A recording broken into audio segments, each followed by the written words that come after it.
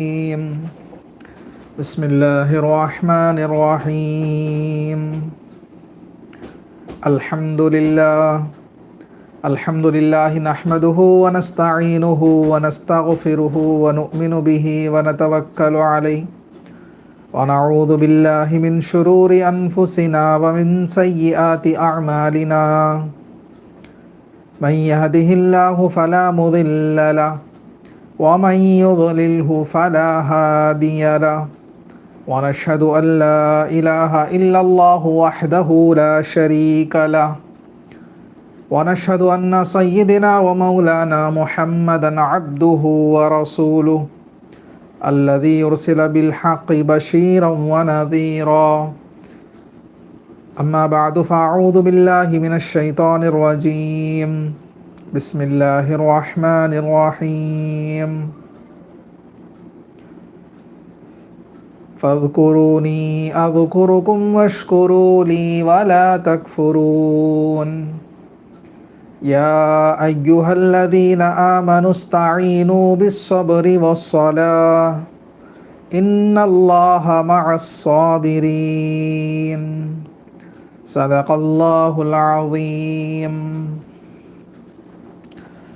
నా ప్రేమైన సోదర మహాశివులారా, సహోదరీమణులారా, అల్లాహ్ యొక్క దయ, అల్లాహ్ యొక్క కృప, అల్లాహ్ యొక్క జాలి, అల్లాహ్ యొక్క కరుణ ఇవన్నీ కూడా మనపై ఉండబట్టి మనమందరం కూడా ఈరోజు చాలా ప్రశాంతంగా మన యొక్క జీవన విధానాన్ని సాగిస్తున్నాము.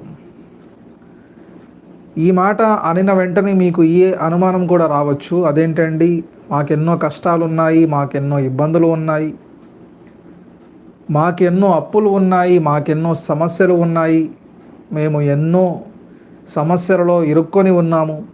ఈ ప్రశ్నలన్నీ కూడా మీకు రావచ్చు. ఈ ప్రశ్న మీ అందరికీ చెప్పే ముందు ఒక విషయం మీ అందరికీ నేను అడుగుతున్నాను.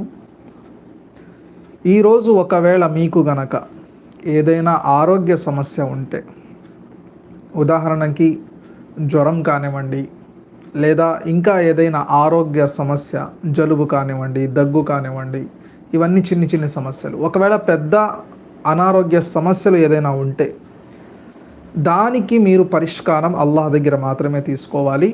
ఎందుకు అంటే రోగం ఇచ్చే యొక్క శక్తి, ఆ యొక్క రోగ నిరోధక శక్తి అల్లాహ్ దగ్గరే ఉంది. ఇది తప్పించి, అల్లాహ్ దగ్గర తప్పించి ఇంకా ఎక్కడ కూడా దానికి విరుగుడు అనేది లేదు. ఒక మనిషి, మనం చాలాసార్లు విని ఉంటాము, పెద్దవారు చెప్తూ ఉంటారు ఏమని అంటే, ఆరోగ్యమే మహాభాగ్యం. ఎందుకు అంటే ఆరోగ్యం బాగా ఉంటేనే మీరు ఏ పనైనా సరే చేయగలరు. ఒకవేళ ఆరోగ్యం గనక క్షీణించకపోతే, నశించకపోతే మీరు ఏ పని చేయలేరు. కొంతమంది ఉంటారు, వాళ్ళకి పారాలసిస్ వచ్చి కాళ్ళు చేతులు పడిపోయి వాళ్ళు ఎప్పుడు కూడా మంచానికే అంటుకొని ఉంటారు. మరికొంతమంది ఉంటారు, వాళ్ళకి గుండె సమస్యలు లేదా కిడ్నీలో సమస్యలు, ఎంతోమందిని మనం చూస్తున్నాము. హాస్పిటల్స్లో వాళ్ళ యొక్క జీవితాన్ని సాగిస్తున్నారు. కానీ అల్లాహ్ యొక్క కరుణ, అల్లాహ్ యొక్క జాలి, అల్లాహ్ యొక్క దయ మనపై ఏమిటి అంటే, అల్హమ్దులిల్లా మనం అన్ని అనారోగ్యాల నుండి విముక్తులుగా ఉండి, అన్ని అనారోగ్య సమస్యల నుండి దూరంగా ఉండి ఈరోజు మన యొక్క జీవన విధానాన్ని సాగిస్తున్నాము.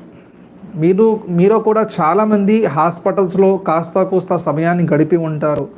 బంధువుల్లో ఎవరికైనా ఒంట్లో బాగోలేదని చెప్పి, లేదా మీ యొక్క కుటుంబంలోని ఎవరికైనా హెల్త్ బాగోలేదని చెప్పి, అక్కడ చూస్తే గనక డబ్బుకి డబ్బు ఖర్చు అవుతూ ఉంటుంది, మీకు కష్టానికి కష్టం ఎదురవుతూ ఉంటుంది.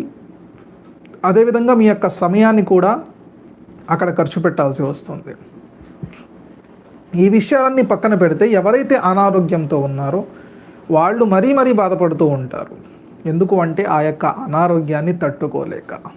అందువలన మనం ఎప్పుడు కూడా అల్లాహ్తో కృతజ్ఞత తెలుపుకుంటూ ఉండాలి. అల్లాహుమ్మా లకల్ హమ్దు వలక షుక్ర్ యా అల్లాహ్. అల్లాహ్ యొక్క కృతజ్ఞత ఈ విధంగా తెలపాలి. అల్లాహుమ్మా లకల్ హమ్దు వలక షుక్ర్ యా అల్లాహ్. యా అల్లాహ్, మీరు మాకు మంచి జీవితాన్ని ప్రసాదించారు. ఈ యొక్క భూలోకంలో ఎన్ని జీవరాశులైతే ఉన్నాయో ఆ యొక్క జీవరాశులలో ఉత్తమమైన జీవరాశిగా, ఉత్తమమైన మనిషిగా, ఆ యొక్క మనుషుల్లో ఒక ఈమాన్ ఉన్న వ్యక్తిగా, ఆ యొక్క మనుషులలో ఒక విశ్వాసం గల వ్యక్తిగా, అల్లాహ్ పైన విశ్వాసం గల వ్యక్తిగా, మీపై విశ్వాసం గల వ్యక్తిగా మమ్మల్ని ఈ భూలోకంలో పుట్టించడం జరిగింది. అదేవిధంగా మా యొక్క జీవన విధానాన్ని సాగించే యొక్క భాగ్యాన్ని మీరు మాకు ప్రసాదించారు అని చెప్పి ఎప్పుడూ ఎల్లప్పుడూ మనం అల్లాహ్ యొక్క కృతజ్ఞత తెలుపుకుంటూ ఉండాలి. ఎందుకు అంటే ఈ యొక్క కృతజ్ఞత ఎప్పుడైతే మీరు అల్లాహ్కి ఎక్కువగా తెలుపుతూ ఉంటారో అప్పుడే అల్లాహ్ యొక్క కరుణ కటాక్షాలు మీపై కురుస్తూ ఉంటాయి. ఎప్పుడైనా మీరు ఒకసారి గమనించండి, నేను చాలాసార్లు నా యొక్క బయాన్లో తెలపడం జరిగింది, మరోసారి మీ అందరికీ వివరిస్తున్నాను. ఎప్పుడైనా సరే ఒక వ్యక్తికి మీరు సహాయం చేశారనుకోండి, ఉదాహరణ చెప్తున్నాను, ఒక వ్యక్తికి మీరు సహాయం చేశారు.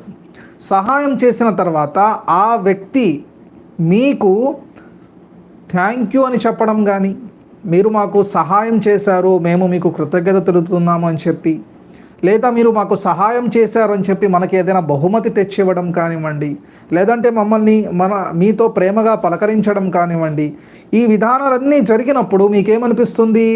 అరే, ఈ ఎదుటి వ్యక్తికి నేను ఒక చిన్న సహాయం చేయడం వలన ఈ వ్యక్తి నన్ను ప్రేమిస్తున్నాడు అని చెప్పి ఆ వ్యక్తికి మీరు ఎంతైతే సహాయం చేశారో దానికన్నా ఇంకా కొంచెం ఎక్కువ సహాయం చేయాలని చెప్పి మీకు అనిపిస్తుంది. మరోసారి ఎప్పుడైనా మీకు అతనికి సహాయం చేసే అవసరం వస్తే ఇంకా ఎక్కువగా మీరు సహాయం చేస్తారు. ఇదే ఉదాహరణ మనం అల్లాహ్ దగ్గరికి తీసుకువెళ్దాము.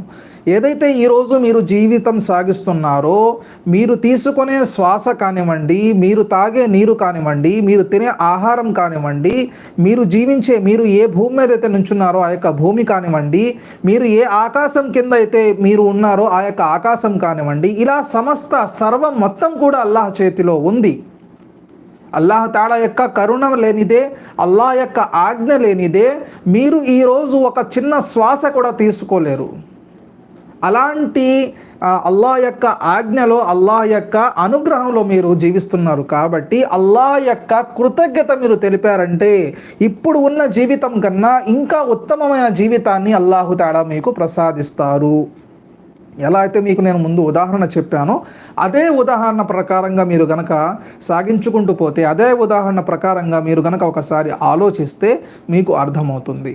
నా ప్రేమైన సోదర మహాశివులారా, జీవితం ఎలా అయినా సరే సాగిపోతుంది, కానీ ఆ యొక్క జీవితాన్ని ఉత్తమమైన విధానంలో, అల్లాహకి నచ్చిన విధానంలో, అల్లాహకి కృతజ్ఞత తెలుపుకుంటూ మీరు జీవితం సాగిస్తే మీ యొక్క జీవితంలో ఏదైతే ఒడిదుడుకులు వస్తూ ఉంటాయో వాటన్నిటిని కూడా మీరు జయించుకొని, ఎందుకు జయిస్తారు అంటే అల్లాహ్ యొక్క సహాయం ఉంటుంది కాబట్టి మీరు జయిస్తారు. ఈరోజు మనం చూస్తున్నాము, కింద కామెంట్స్లో కానివ్వండి, లేదంటే మన యొక్క వాట్సాప్ మెసేజెస్లో కానివ్వండి, ఎక్కువ శాతం మనకి వచ్చే ప్రశ్నలు ఏమిటి అంటే, గురువు గారు నేను చాలా ఇబ్బందుల్లో ఉన్నాను, నేను చాలా కష్టాల్లో ఉన్నాను, మా ఇంట్లో సమస్యలు చాలా ఎక్కువగా ఉన్నాయి, మా ఇంట్లో నా యొక్క భార్య సమస్య ఎక్కువగా ఉన్నది, మా ఇంట్లో మా యొక్క అత్త సమస్య ఎక్కువ ఉన్నది, మా అమ్మ సమస్య ఎక్కువ ఉన్నది, లేదంటే మా తండ్రి సమస్య ఎక్కువ ఉన్నది. ఇలా ఏదైతే మనం మన యొక్క సమస్యలను ముందు పెడుతున్నామో, ముందుగా ఆ యొక్క సమస్యలు ఎందుకు వచ్చాయి అనే పరిష్కారం కూడా మీ దగ్గరే ఉంది. అది మేము మళ్ళీ ప్రత్యేకంగా చెప్పాల్సిన అవసరం లేదు. మీకు ఎందుకు ఇలా జరిగింది అని మేము ప్రత్యేకంగా చెప్పాల్సిన అవసరం లేదు. ఒక సమస్య వచ్చిందంటే ఆ యొక్క సమస్యకి పరిష్కారం కూడా అక్కడే ఉంటుంది. నా ప్రేమైన సోదర మహాశివులారా, దైవ ప్రవక్త ముహమ్మద్ సల్లల్లాహు అలీహి వసల్లం గారు మన యొక్క జీవితంలో ఒక మంచి విధానాన్ని, ఈమాన్ యొక్క విధి విధానాలని, ఆ యొక్క పద్ధతుల్ని మనందరికీ నేర్పించి మనకి ఏమి తెలిపి వెళ్ళారు? మీరు ఈ భూలోకంలో ఎవరైతే అల్లాహకి ఎక్కువగా దగ్గరవుతారో వాళ్ళు ఇహలోకంలో, పరలోకంలో సాఫల్యం యొక్క జీవితాన్ని సాగిస్తారు. ఎందుకు అంటే సర్వం అల్లాహ్ చేతిలో ఉంది. మీరు అల్లాహ్ దగ్గరికి వెళ్ళిపోతే, అంటే మీరు అల్లాహ్ వారు అయిపోతే, ఎప్పుడు కూడా అల్లాహ్ యొక్క జ్ఞానంలో మీ యొక్క జీవితాన్ని సాగిస్తే ఇంకా ఈ భూలోకంలో ఏమి మిమ్మల్ని ఆపుతుంది? ఎలాంటి శక్తి మిమ్మల్ని ఆపుతుంది? ముందుగా ఈ పరిపూర్ణమైన విశ్వాసం అనేది మన యొక్క జీవితంలో తప్పనిసరిగా ఉండాలి. అదేవిధంగా అల్లాహ్ యొక్క కృతజ్ఞత కూడా ఎక్కువగా ఉండాలి. కానీ ఈ యొక్క కృతజ్ఞత గురించి ఎందుకు నేను చెప్తున్నాను అంటే, దైవ ప్రవక్త ముహమ్మద్ సల్లల్లాహు అలీహి వసల్లం గారు ఒక హదీస్లో, బుఖారీ షరీఫ్ యొక్క హదీస్ గ్రంథంలో ఇలా తెలియజేశారు, నేను గగన ప్రయాణం చేసిన సమయంలో 7 ఆకాశాలు, ఆ తర్వాత ఏడుగురు ప్రవక్తలు, ఆ తర్వాత స్వర్గం, ఆ తర్వాత నరకం, ఇవన్నీ కూడా చూడడం జరిగింది. దానితో సహా అల్లాహ్ని కూడా మన ప్రవక్త గారు చూడడం జరిగింది.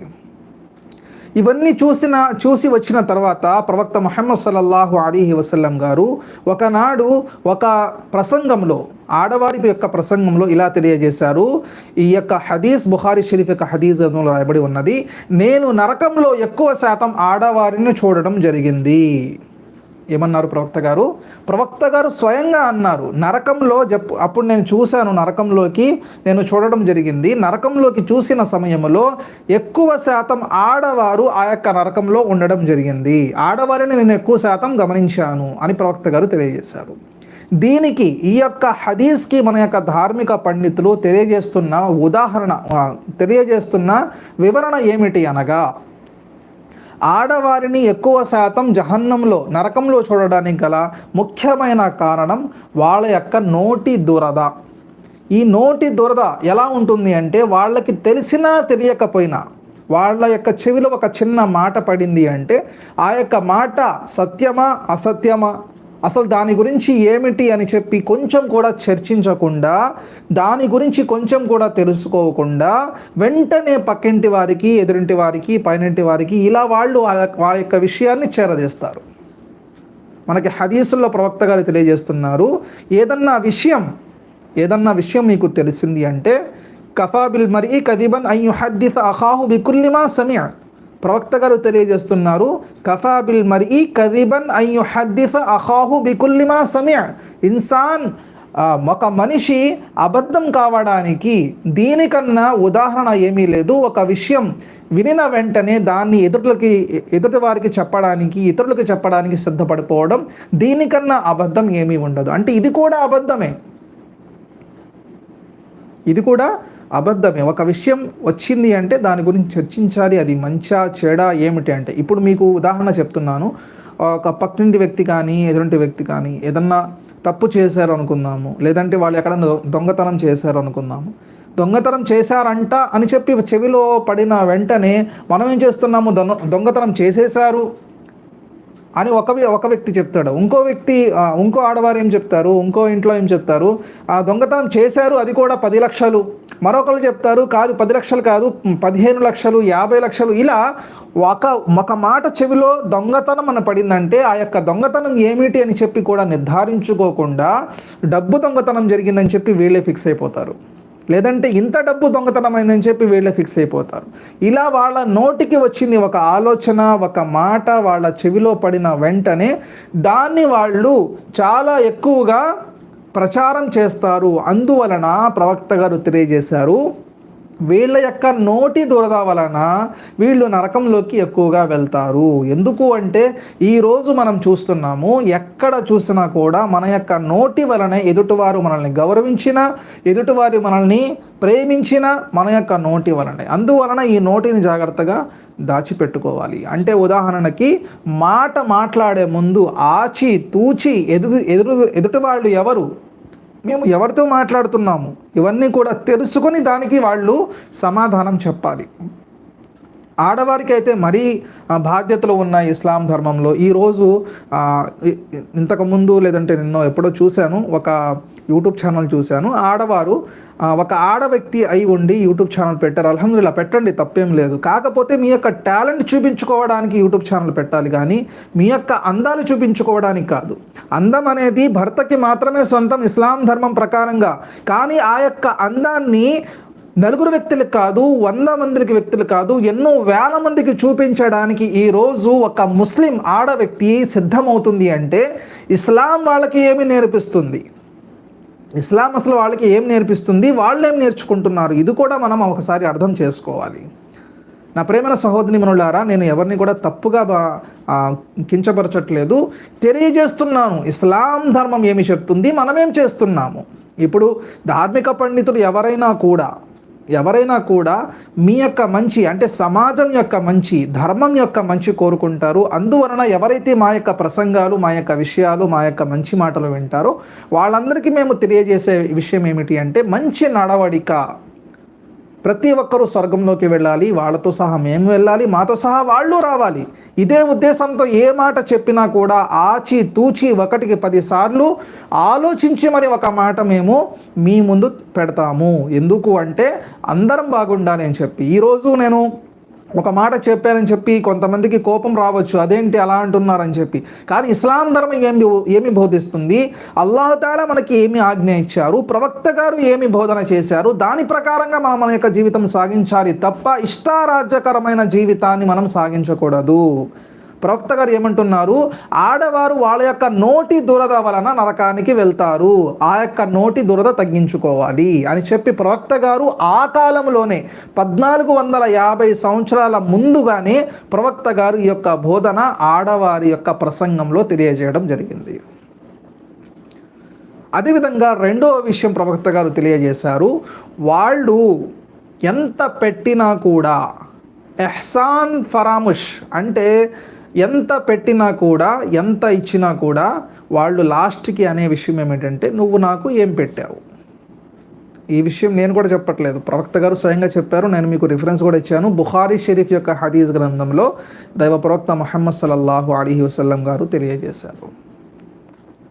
ఏమని అంటే ఎహ్సాన్ ఫరాముష్ అంటే ఎంత పెట్టినా ఎంత ఇచ్చినా ఎంత చేసినా కూడా ఆఖరికి ఏదైనా ఒక సమస్య వచ్చింది అంటే లాస్ట్లో వీళ్ళు అనే మాట నువ్వు నాకు ఏం చేశావు. ఉదాహరణకి భర్త ఉన్నాడు, తన సాయశక్తుల తన జీవితాన్ని, తన సమయాన్ని, తన కోరికలని, తన యొక్క ఆశలని, తన యొక్క సంతోషాలని ఇవన్నీ కూడా తన కుటుంబం కోసం మొత్తం కూడా త్యాగం చేసి ఉదయం వెళ్ళి సాయంత్రం వరకు ఎన్నో కష్టాలు పడి, ఎన్నో ఇబ్బందులు పడి, ఎంతో కష్టపడి వాళ్ళు ఉదయం నుండి సాయంత్రం వరకు కష్టపడి వాళ్ళ యొక్క పిల్లల అవసరాలు ఏమిటి, నా భార్య యొక్క అవసరాలు ఏమిటి, నా యొక్క కుటుంబం యొక్క అవసరాలు ఏమిటి, ఈ నెల నా ఇల్లు ఎలా గడుస్తుంది, ఇవన్నీ కూడా వాళ్ళు వాళ్ళ యొక్క ఆలోచనలో పెట్టుకొని వాళ్ళు ఉదయం నుండి సాయంత్రం వరకు ఇలా ఎన్నో సంవత్సరాలు కష్టపడి వాళ్ళ యొక్క కుటుంబానికి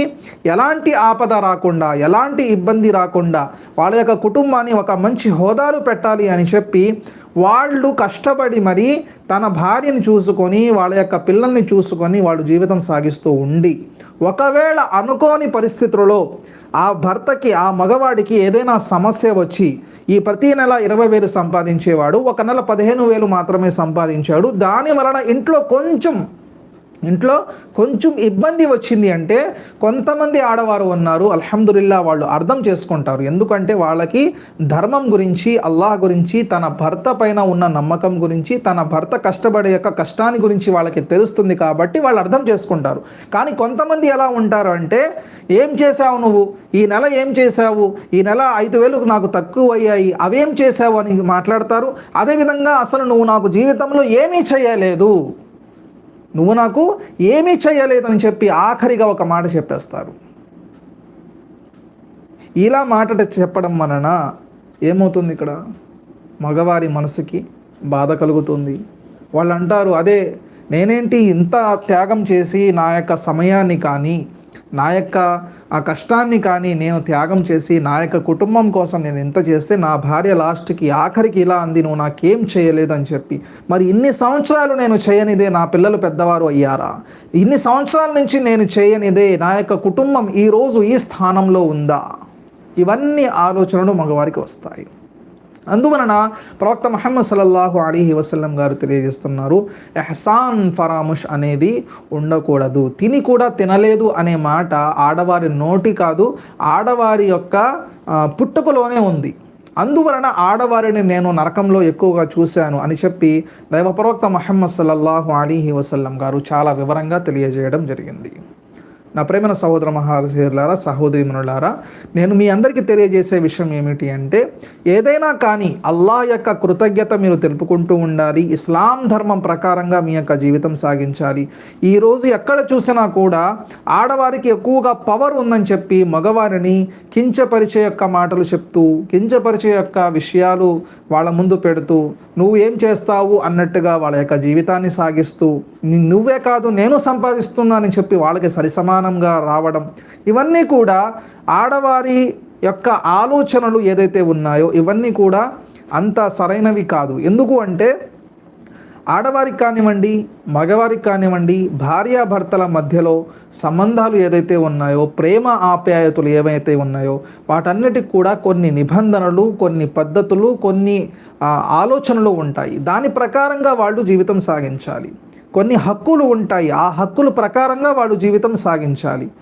ఆ హక్కుల్ని పక్కన పెట్టేసి ఈరోజు ₹1 ఎక్కువగా సంపాదించామని చెప్పి, లేదంటే ఆడవారు కూడా ₹1 సంపాదిస్తున్నారు అని చెప్పి భర్త దగ్గర గర్వంగా ఉండడం, లేదంటే భర్తని లెక్క చేయకపోవడం, లేదంటే వాళ్ళకి ఎదురు సమాధానాలు చెప్పడం, లేదంటే వాళ్ళ యొక్క ఏదైతే ఇంట్లో పనులు ఉంటాయో, లేదంటే భర్త యొక్క పనులు ఏదైతే ఉంటాయో, అంటే ఇంట్లో పనులు కానివ్వండి, భర్తకి సహాయం చేయడం కానివ్వండి, భర్త యొక్క మంచి చెడులు చూసుకోవడం కానివ్వండి, వీటిలో తక్కువ చేయడం, ఎవరైతే సంపాదనలో ఉంటారో వాళ్ళు చేసే పనులు ఇవి. ఒక విషయం గుర్తుపెట్టుకోండి, సంపాదన అనేది మీరు మీ యొక్క భర్తకి సహాయం మాత్రమే చేస్తున్నారు. కానీ ధర్మం ప్రకారంగా మీరు ఏదైతే పనులు చేస్తున్నారో అవన్నీ కూడా నిషేధమైన పనులు. అంటే భర్త యొక్క హక్కులు ఏదైతే ఉన్నాయో అవి భర్తకి భార్యలు ఇవ్వాలి. భార్య యొక్క హక్కులు ఏదైతే ఉన్నాయో అవన్నీ కూడా భర్తలు నెరవేర్చాలి. అప్పుడే ఇస్లాం ధర్మం ఇద్దరిని కూడా ఆహ్వానిస్తుంది. వాళ్ళిద్దరిని కూడా భార్యాభర్తలనిద్దరిని కూడా ప్రేమగా ఉండడానికి యొక్క మంచి అవకాశాలు మనందరికీ తెలియజేస్తుంది. అందుకని నా ప్రేమ సహోదర మహాశయులారా, సహోదరిమణులారా, ఆడవారు ఎవరైతే ఉన్నారో దయచేసి ఇస్లాం ధర్మం ప్రకారంగా మీ యొక్క నడవడికలు, మీ యొక్క ఆలోచనలు, మీ యొక్క విధానాలు, మీ యొక్క పద్ధతులు ఇవన్నీ కూడా మార్చుకోవాలి. ఎవరైతే అల్లాహ్తో భయభక్తులుగా లేరో వాళ్ళు ముందుగా అల్లాహ్ మీద భయం పెట్టాలి. ఇస్లాం ధర్మం ఏదైతే బోధిస్తుందో దాని ప్రకారంగా మీ యొక్క నడవడిక మీరు మార్చుకోవడానికి 100కి 200% మీరు ప్రయత్నం చేయాలి. జీవితం ఎలా అయినా గడిచిపోతుంది. మీ యొక్క అందం మీ యొక్క భర్తకి మాత్రమే సొంతం. ఈ విషయాన్ని ముఖ్యంగా ప్రతి ఆడవారు గుర్తుపెట్టుకోవాలి. కానీ చాలామంది బుర్ఖా అనేది వేసుకోరు. కొంతమంది బుర్ఖా వేసుకున్న ఆ యొక్క బుర్ఖాకి ఒక పద్ధతి విధానం కూడా ఉండదు.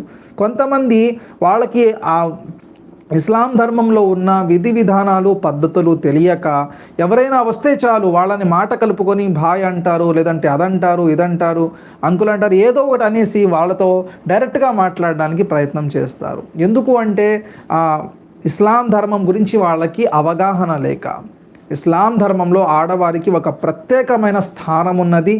ఒక ప్రత్యేకమైన స్థానం ప్రవక్త గారు ఆడవారికి ఇవ్వడం జరిగింది. ఆ యొక్క స్థానం ప్రకారంగా వాళ్ళు కూడా వాళ్ళ యొక్క పద్ధతుల్ని జీవించడం చాలా మంచిది. ఎందుకు అంటే ఒక విషయం గుర్తుపెట్టుకోండి, నరకంలో ప్రవక్త గారు ఏమంటున్నారు, నరకంలో నేను ఎక్కువ శాతం ఆడవారిని చూశాను అన్నారు. నరకంలో ఎక్కువ శాతం ఆడవారిని చూడడం అంటే నరకం అనే మాట కూడా మన యొక్క నోటికి రాకూడదు. ఎందుకు అంటే మనకి హదీసుల్లో వస్తుంది, నరకంలో అతి చిన్న శిక్ష ఏమిటి అంటే అతనికి నిప్పుతో కూడిన చెప్పులు ధరించడం, నిప్పుతో కాలే యొక్క చెప్పులు ధరించడం.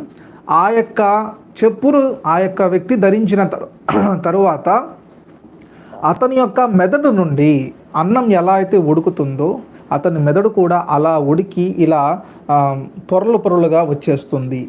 ఇది నరకంలో అన్నిటికన్నా చిన్న శిక్ష, చాలా చిన్న శిక్ష నరకంలో చిన్న శిక్ష ఇంత ఘోరంగా ఉంటే ఇంకా ఏదైతే పెద్ద శిక్షలు ఉంటాయో వాటి గురించి ఒకసారి మీరే ఆలోచించండి.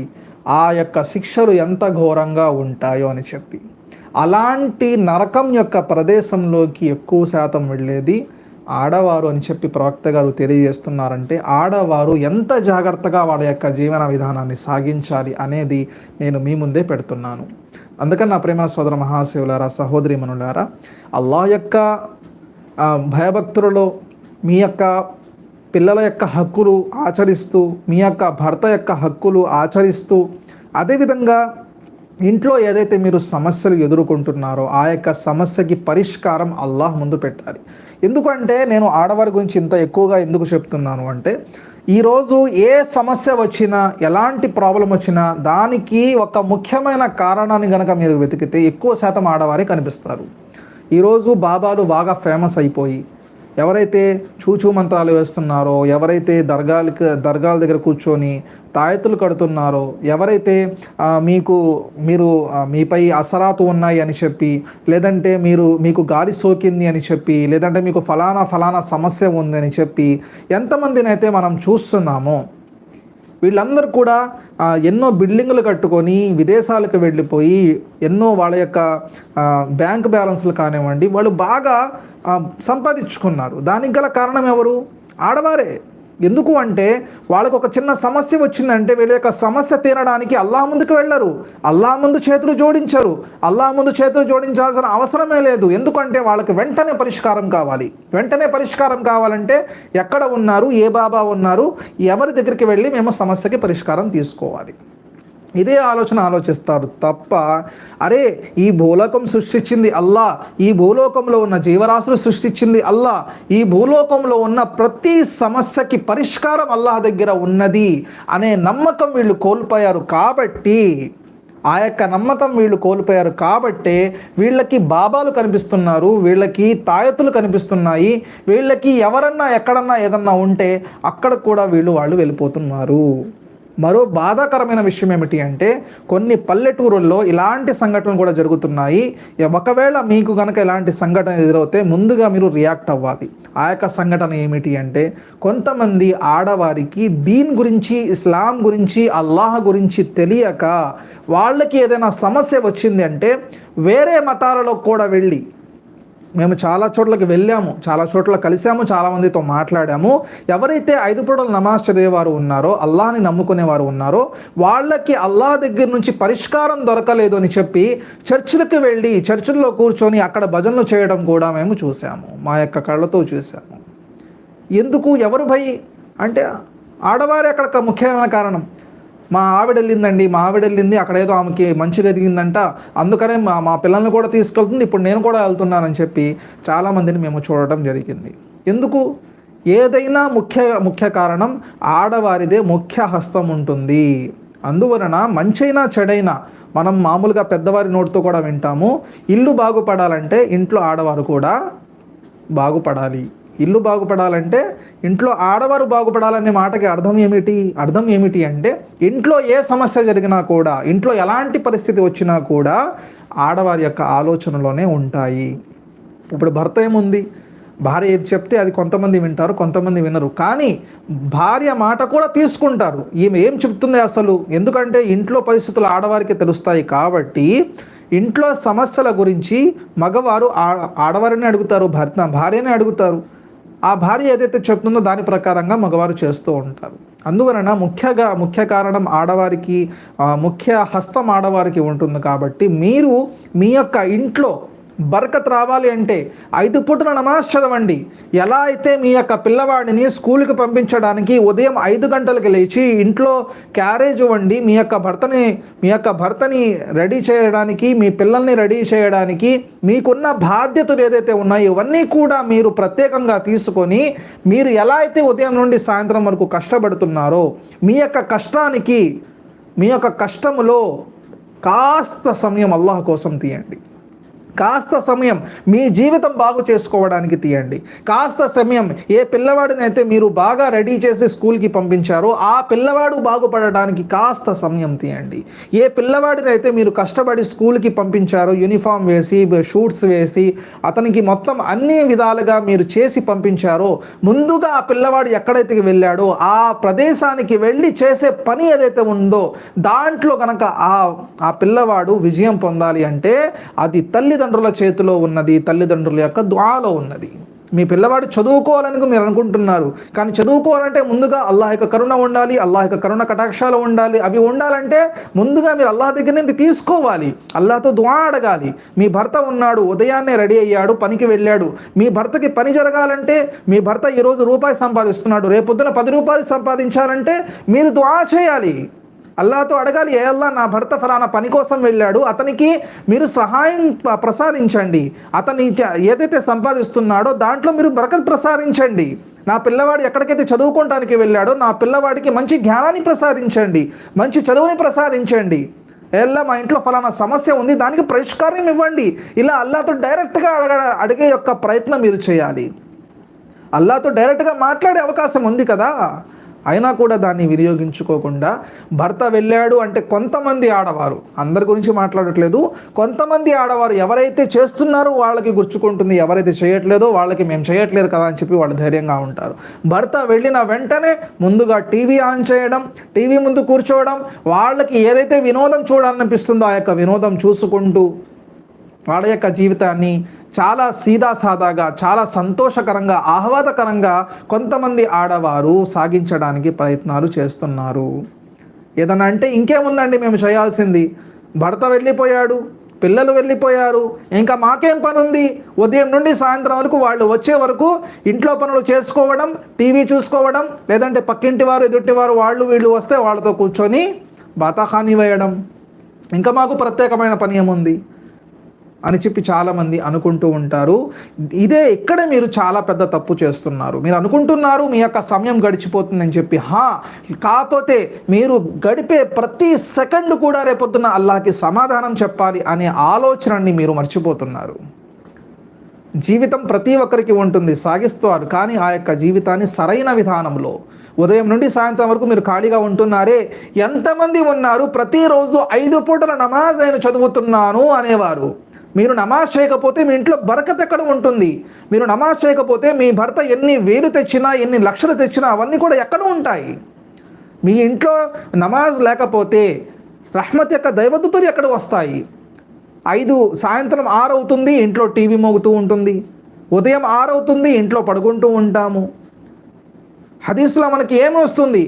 ఉదయం ఫజర్ తర్వాత ఆ సాయంత్రం మగ్రిబ్ సమయంలో, ఈ సమయాల్లో దైవదూతలు మీ ఇంటికి వస్తాయి. ఈ దైవదూతలు మీ ఇంటికి వచ్చి మీ ఇంట్లో ఏదైతే జరుగుతుందో అవన్నీ కూడా అల్లాహ్ దగ్గరికి సమర్పిస్తాయి. మీ ఇంట్లో టీవీ మోగుతూ ఉంటే శైతాను ఉంటుంది, శైతాను ఉన్న ప్రదేశంలో దైవదూతలు ఎక్కడ ఉంటాయి? ఎందుకంటే దానికి మీరే సమాధానం చెప్పుకోవచ్చు. అందుకని నా ప్రేమ సోదర మహాశయుల సహోదరిమణులారా, ముందుగా మనం బాగుండాలి అంటే మన యొక్క ఆలోచనలు బాగుపడాలి, మన యొక్క విధి విధానాలు బాగుపడాలి, మన యొక్క ఆలోచన విధానం బాగుపడాలి. అల్లాహ్ యొక్క ఆజ్ఞలు ఏదైతే ఉన్నాయో దాని ప్రకారంగా మన యొక్క జీవితం సాగించాలి. అదేవిధంగా దైవ ప్రవక్త ముహమ్మద్ సల్లల్లాహు అలైహి వసల్లం గారు ఏ విషయాల గురించి అయితే మనకి బోధించారో ఆ యొక్క విషయాలు మన యొక్క జీవితంలో తెచ్చుకోవడానికి 100% మనం ప్రయత్నం చేయాలి. ప్రవక్త గారు చెప్పిన మాట, ఒకటి విన్న వెంటనే ఒక మాటని ప్రచారం చేయడం, రెండవది తన భర్త ఏదైతే ఆమెకి ఇస్తున్నాడో, ఆమె కోసం కష్టపడుతున్నాడో ఆఖరికి నువ్వు నాకు ఏమీ చేయలేదు అని చెప్పడం. ఇదంతా కూడా ఆ ఆడవారికి ఉన్న పద్ధతులు. ఇవన్నీ, ఈ ఆలోచనలన్నీ కూడా ఆడవారికి ఉండే అలవాట్లు. దీని నుండి వాళ్ళు బయటికి రావాలి. దీని నుండి బయటికి వచ్చి ప్రవక్త గారు చెప్పిన విధి విధానాల ప్రకారంగా, ఇస్లాం ధర్మం ప్రకారంగా మీకు ఏదైనా సమస్యలు ఉంటే ధార్మిక పండితులు మీ ముందు ఉన్నారు, వాళ్ళని మీరు అడిగి తెలుసుకోవచ్చు మేము ఎలా మా యొక్క జీవితాన్ని సాగించాలని చెప్పి. అల్హమ్దులిల్లా ప్రతి ఊరిలో కూడా మస్జిద్ ఉంటుంది, ప్రతి ఊర్లో మస్జిద్ ఉంటుంది. ఆ యొక్క మస్జిద్లో ఒక ఇమాం ఉంటారు. వాళ్ళు ఎందుకు ఉంటారంటే, ఒక మస్జిద్ కింద 100 ఇళ్ళు ఉంటే ఆ 100 ఇళ్ళ బాధ్యత ఆ ఇమాం గారి పైన ఉంటుంది. ఎలా అయితే ఆ 100 ఇళ్ళల్లో పెళ్లి జరిగితే మీరు ఇమాం గారిని ఎలా పిలుస్తారో, అలాగే దీని ప్రకారంగా ఏదైనా సమస్య వస్తే మీరు ఆ ఇమాం గారి దగ్గరికి వెళ్ళాలి, ఆయనతో మీరు క్వశ్చన్ చేయాలి. ఏమండి నా సమస్య ఇలా ఉంది, దీనికి పరిష్కారం ఏమిటి అని చెప్పి వాళ్ళ దగ్గర నుండి మీరు పరిష్కారం తీసుకొని దాని ప్రకారంగా మీరు సాగిస్తే ఇన్షాల్లా దాని వలన మీరు కూడా బాగుంటారు, మీ యొక్క కుటుంబం కూడా బాగుంటుంది. అదేవిధంగా అల్లాహు తాలా కూడా మీ యొక్క నడవడికలను చూసి సంతోషపడతారు. అదేవిధంగా మిమ్మల్ని చూసి వేరే వారు కూడా మంచి జీవితాన్ని గడిపే యొక్క ప్రయత్నాన్ని చేస్తారు. ఎలా అయితే పక్కవారు ఏదో చేశారని చెప్పి మీరు చేస్తున్నారో, పక్కవారు ఏదో ఫలానా దర్గాకి వెళ్ళారని చెప్పి మీరు వెళ్తున్నారో, పక్కవారు ఎక్కడో పిక్నిక్కి వెళ్ళారని చెప్పి మీరు వెళ్తున్నారో, అలాగే మీరు 5 పూటలు నమాజ్ చదువుతున్నారని చెప్పి మిమ్మల్ని చూసి వేరే వారు నమాజ్ చదివేవారు అవుతారు. మీరు ఎలా అయితే ప్రతిరోజు ఒక సమయం అంటూ కేటాయించుకొని ఆ యొక్క సమయంలో ఖురాన్ గ్రంథం తీసి చదువుతున్నారో, మిమ్మల్ని మీ యొక్క విధానాన్ని చూసే వేరే వారు కూడా, అరే మా అక్కగారు చూడండి, లేదంటే మా అమ్మగారు చూడండి, లేదంటే మా ఆంటీ చూడండి, సమయానికి నమాజ్ చదువుతారు, సమయానికి ఖురాన్ మజీద్ చదువుతారు, అదేవిధంగా వాళ్ళ యొక్క భర్తని గౌరవిస్తూ ఉంటారు, వాళ్ళ యొక్క పిల్లల్ని మంచి నడవడికలో వాళ్ళ యొక్క జీవితాన్ని తీర్చిదిద్దుతూ ఉంటారు, అలాంటి జీవితాన్ని మేము కూడా సాగించాలి అని చెప్పి మిమ్మల్ని చూసి వేరే వారు కూడా బాగుపడతారు. ఒకవేళ ఒక్క వ్యక్తి కనుక మిమ్మల్ని చూసి బాగుపడితే వాళ్ళు చేసే ప్రతి పుణ్యకార్యం కూడా అల్లాహు తాలా ఆ యొక్క పుణ్యాన్ని కూడా మీకు ప్రసాదిస్తాను అని చెప్పి దైవ ప్రవక్త ముహమ్మద్ సల్లల్లాహు అలీహి వసల్లం గారు ద్వారా మనకి తెలియజేశారు. దీనికన్నా అదృష్టం ఇంకా ఏముంటుందో ఒక్కసారి మీరే ఆలోచించండి. నా ప్రేమ సోదర మహాశివులారా, జీవితం ఎలా అయినా గడిచిపోతుంది. ఆ యొక్క జీవితాన్ని అల్లాహకి నచ్చినట్టుగా, ప్రవక్త గారి జీవన విధానం ప్రకారంగా, అదేవిధంగా మనకి అనుకూలమైన దీన్ ప్రకారంగా, ఏదైతే ధర్మం మనకి తెలియజేస్తుందో దాని ప్రకారంగా మనం గనక జీవితం సాగిస్తే ఇన్షా అల్లాహ్ మీరు ఇహలోకంలో పరలోకంలో తప్పకుండా సాఫల్యం పొందుతారు. అల్లాహు తాలా మీకు, నాకు, మనందరికీ కూడా ఇస్లాం ధర్మంలో అల్లాహకి ఇష్టకరమైన మార్గంలో మన యొక్క జీవితం సాగించే యొక్క మహాభాగ్యాన్ని ప్రసాదించుగాక. ఆమీన్. వ ఆఖిరు దావానా అనిల్ హమ్దులిల్లాహి రబ్బిల్ ఆలమీన్. అల్హమ్దులిల్లా. ఏదైతే కడపలో ఒక మీటింగ్ జరుగుతుందో ఆ యొక్క మీటింగ్కి ప్రతి ఒక్కరు కూడా హాజరు కావాలి. ఎవరైతే ఆడవారు ఉన్నారో మీ యొక్క భర్తల్ని, మీ యొక్క పిల్లల్ని ప్రతి ఒక్కరు కూడా ఆ యొక్క మీటింగ్కి డిసెంబర్ 15వ తారీఖుకి ఆ యొక్క మీటింగ్ జరుగుతుంది. ఆదివారం రోజు సాయంత్రం 4 గంటల నుండి రాత్రి 10 గంటల వరకు. ఆ యొక్క మీటింగ్లోకి విచ్చేయుచున్న వారు హజరత్ మౌలానా అర్షద్ మదనీ దామద్ బర్కాతుహుం, ఆ యొక్క గురువు గారు జమియాతుల్ ఉలమాయి హింద్ యొక్క ప్రత్యేక అధ్యక్షులు, చాలా పెద్ద హోదా ఉన్నవారు, మొత్తం ఇండియాలో జమియాతుల్ ఉలమాయి హింద్కి ప్రత్యేకమైన అధ్యక్షులు ఆయన గురువు గారు వస్తున్నారు. సో ప్రతి ఒక్కరు కూడా ఇన్షా అల్లా ఆ యొక్క మీటింగ్కి రావడానికి ప్రయత్నం చేయండి. ఇన్షాల్లా నేను కూడా వెళ్తున్నాను. నా యొక్క సహోదరులు, మిత్రులు, ఎంతమంది అయితే హాఫీజులు, ఆలింలు, ముఫ్తీలు, ధార్మిక పండితులు ఉన్నారో ప్రతి ఒక్కరు కూడా విచేయుచున్నారు. అందుకని ప్రతి ఒక్కరు కూడా కదలి రావాలి. ఎందుకంటే ఇది మన సమస్య, మన ప్రత్యేకమైన సమస్య. ఎలా అయితే మీ ఇల్లుని ఎవరైనా నీది కాదు, నువ్వు పోరంబోకు స్థలంలో కట్టావు అని చెప్పి ఎవరన్నా అని మీ యొక్క ఇల్లుని దోచుకు వెళ్తూ ఉంటే మీరు ఎలా అయితే నిశ్శబ్దంగా ఉండలేరో, అదేవిధంగా ఈరోజు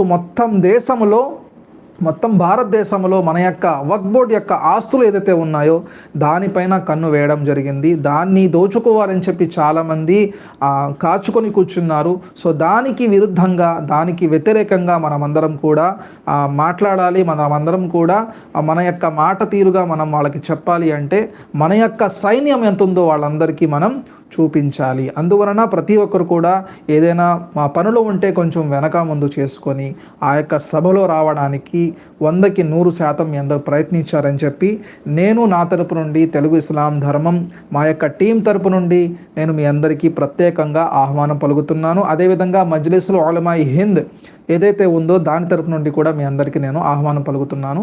ఇన్షాల్లా ప్రతి ఒక్కరు కూడా ఈ యొక్క విషయాన్ని గమనిస్తారని చెప్పి నేను ఆశిస్తున్నాను. అస్సలాము అలైకుం వరహ్మతుల్లాహి వబరకాతు.